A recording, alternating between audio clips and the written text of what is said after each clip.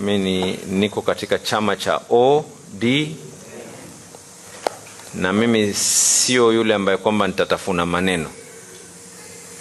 I will propagate my party policies. Lazima niwaambie ya kwa msimamo wetu sisi tuko katika serikali ya broad based, lakini tuko katika chama cha OD, na nimeona kuna baadhi ya watu kila mmoja anatoa hisia zake.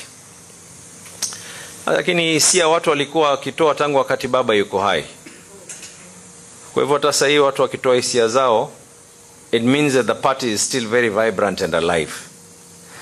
Lakini muhimu zaidi, sote ni ndugu, watu wataitana, tukae pamoja, na muhimu zaidi, ikifika mwaka 2027, hata na mimi pia si vibaya kama ninyi kama wana Mombasa museme kwa gavana wetu hayuko katika chama cha upinzani, yuko katika serikali, ama namna gani?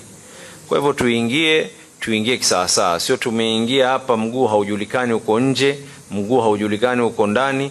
We want to negotiate something that is going to be feasible for our people.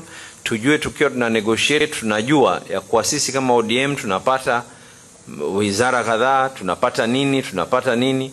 Hata pengine yeye mwenyewe president aseme kwa mimi nimeamua nitasimama kwa chama cha ODM, you never know, si alitoka hapo pia yeye, ama namna gani?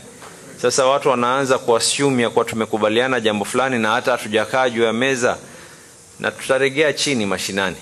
Hata nitarejea kila ward kuuza hii sera.